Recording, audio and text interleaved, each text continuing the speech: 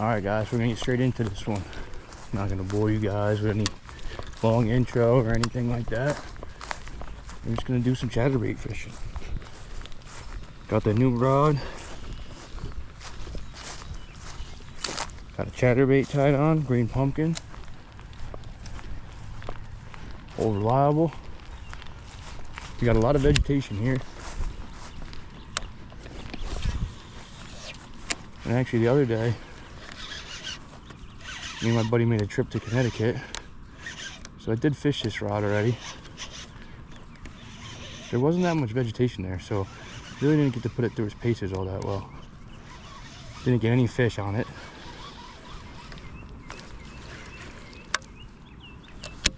They weren't really going for the reaction baits. Let's see if that's gonna be different here today.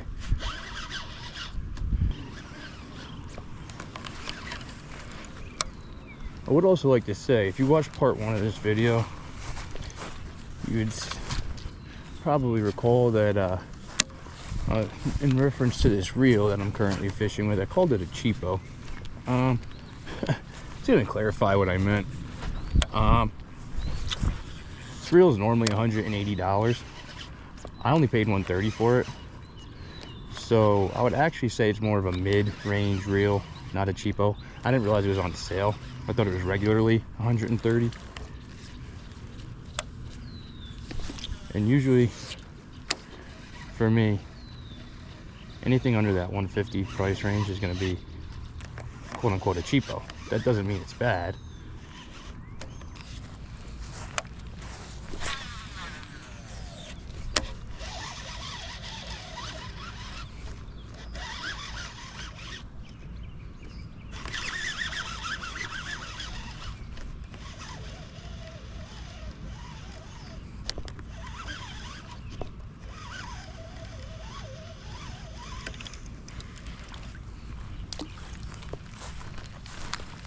So anyway, as I was saying, I don't necessarily mean a cheapo. I understand that $130 that I paid for it, or the $180 regular price, it's quite a lot of money. But in the realm of fishing, it's really not. It's where you get good quality though. Most of my rods are in the $100 to $150 range, as well as my reels. I do have a couple more expensive reels and a few more expensive rods, but for the most part, everything's right around that $1 to $150 range. I think it's the best bang for your buck in that price range. Any cheaper, it's not even worth your money.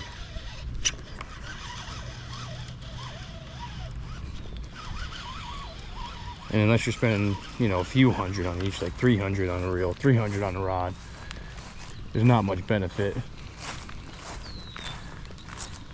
to spending much more than that 100, 150 range per. Anyway, this is a video about this rod. So far, I must say, the sensitivity feels pretty good. I can really feel bottom contact really well.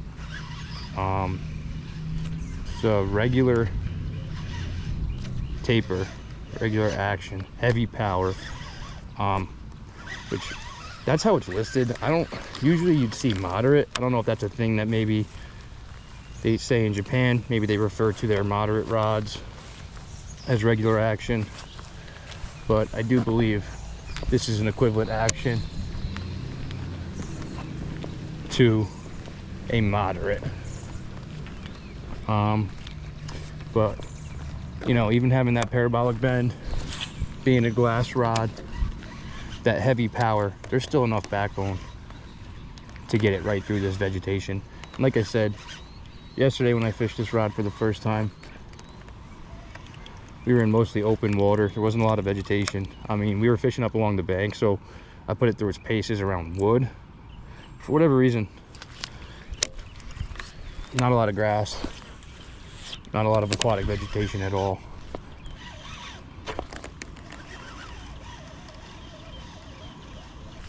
I keep seeing some fish jumping down there. I believe those are carp though. Right now I'm just looking through for open lanes through this really thick veg to cast into, and when I get up to the thick stuff, kind of just bring it back on top and skate it over, because it's just going to foul up entirely in this stuff. And I'll tell you what, this rod rips it right through though. It really does.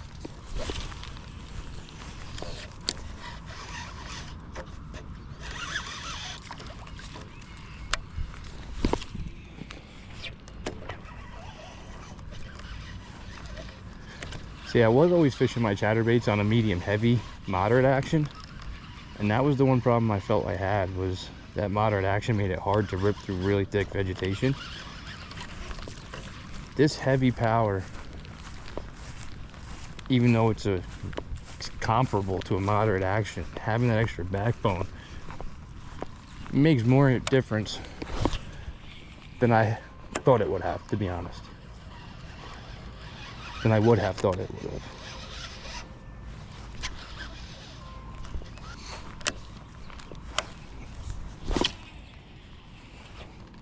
I could send this thing a country mile.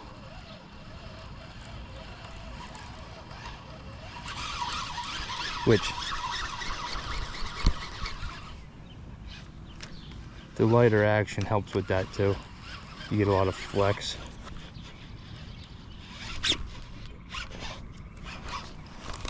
As the rod loads up a lot further down the blank when you cast, gives you a nice whipping effect and really lets you launch them. This water is warm. Probably way too warm to be fishing a chatterbait, but that's the point of this here video.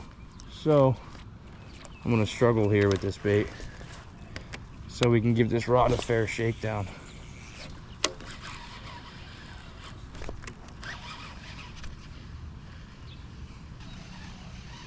I will say this, I do have one complaint about this rod and any rod that has a nut like that on the reel seat. I'm not a fan. It starts to dig into my finger because I palm my reels like this, and so as the day progresses it digs in. This one's already doing it. You know, I've thought about putting like electrical tape or something on the rods that I have that have this kind of reel seat, but I don't want to do that, because then if I ever want to swap reels on the fly, I'm out in the water or something, it just makes it a pain in the butt.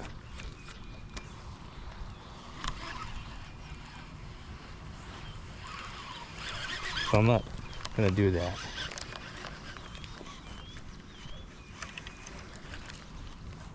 It does appear that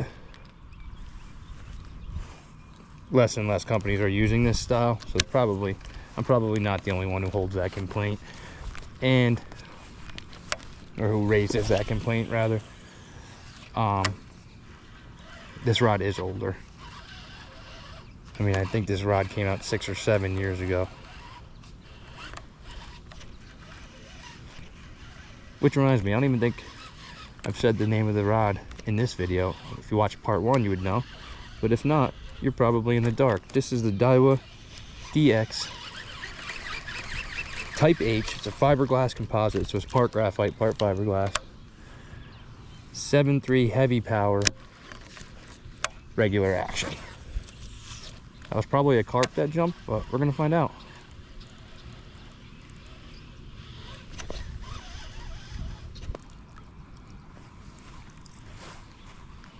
Looks like somebody sunk the lawnmower.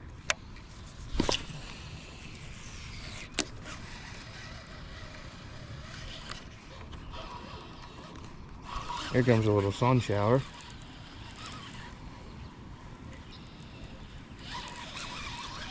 It was raining this morning, so it's not too surprising.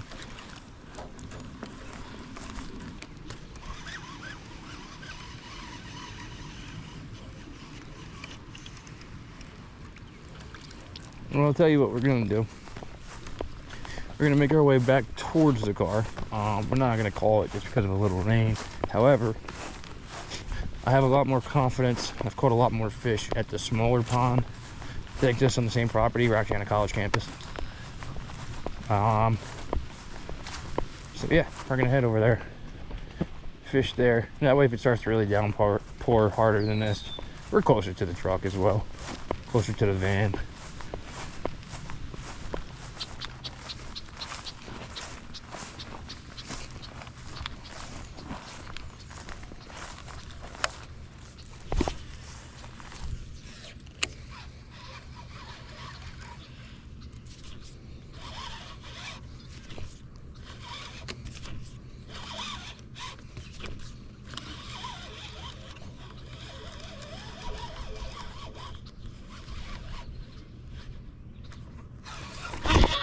There's one, guys.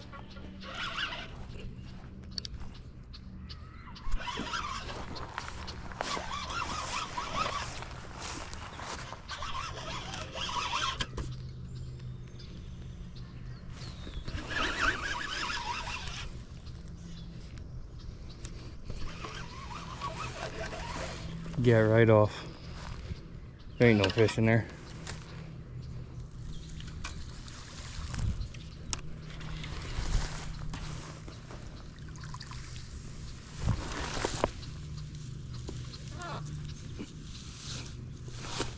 There is a fish in here.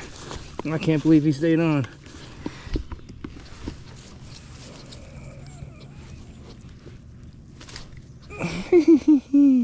Little joker. Wow, this tiny guy.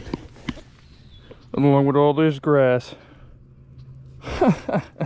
That's some funny stuff, man. This little guy wanted this thing so bad, I saw him wake up on it.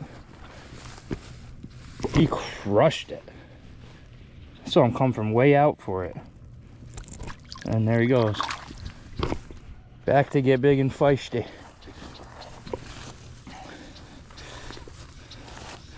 Caught 5 pounds of grass and 1/4 ounce of bass.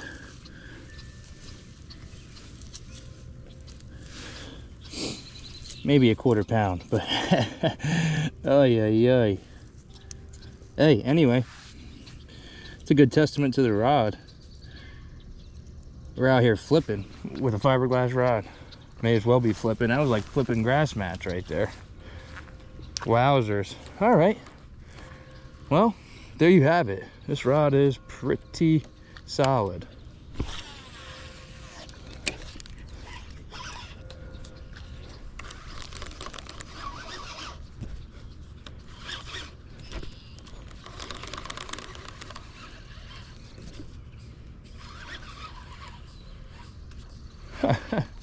I still can't believe there was a fish inside that. I thought for sure he got off. I was like, there's no way I kept him pinned through all that. If he was a bigger fish, he would have came off, because I think he only stayed on because the weeds kept him on the hook. Couldn't even kick his tail or anything to get himself out.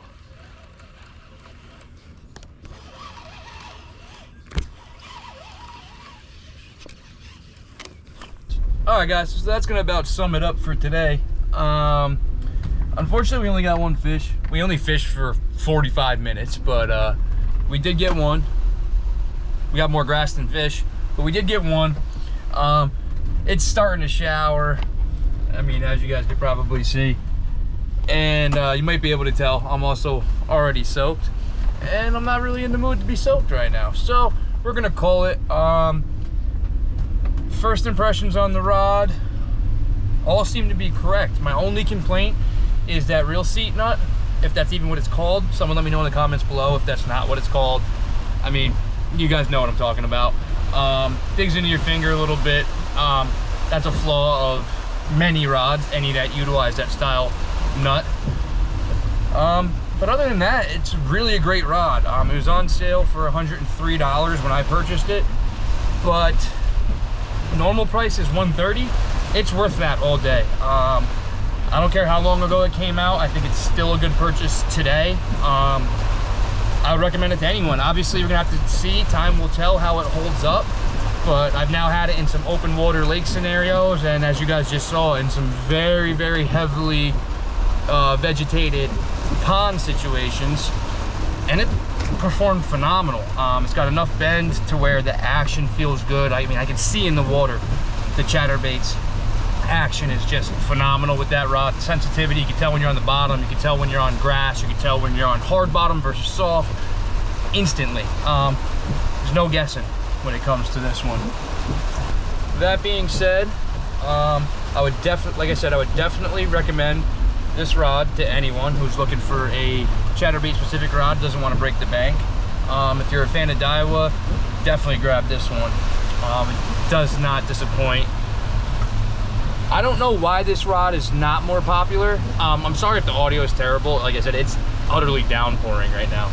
But yeah, I'm surprised this rod is not more popular. It's came out years ago and there's like no content online for it. It's hard to even find a review. So that was the main reason I made this video, because I was like, I don't know if that's a good or a bad sign. Good being that did I just find a hidden gem, little diamond in the rough? Or is that a bad sign and it's just was a fluke and it was no good? Didn't expect that being Daiwa, but it's possible. As far as the reel goes, I'm just going to touch back on what I was saying earlier. I know in the part 1 of this video, in the unboxing, I called the reel a cheapo. It's not a cheap reel dollar amount, it's just cheap in the realm of fishing. It's a phenomenal reel. Most of my luge reels are around that price point. That one is a bit more than I thought. I didn't realize when I got it on sale at $130, I thought that was the regular price. It's actually regular price is $179, I believe. So that being said, for a lot of people, yeah, that's probably not considered a cheapo. But either way, it is a phenomenal reel, very smooth. I'm never let down by Lew's. Definitely my favorite brand as far as reels go, bang for your buck. As much as I love my Shimano's, I think Lew's got them beat on price point to quality. So that being said, I will keep you guys updated in the future if I have any issues with this rod. After I put a whole bunch of fish in the boat with it, I'll let you guys know. But as of now, I'd say go grab it, wait for those sales. I did see, excuse me, I got it from Tackle Warehouse, and I did see someone in the comment or the review section, whatever you want to call it, say that they were able to get the rod as low as $80 or $90. I forget exactly what they said. I paid $103. I paid $103 for it. Regular price is $130. I'm gonna be honest, I would add it to your cart, wait for a sale.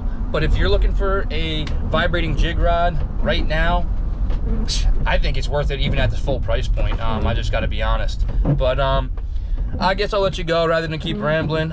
You guys get the point. As always, thanks for watching. I appreciate every single one of you who tune into my videos.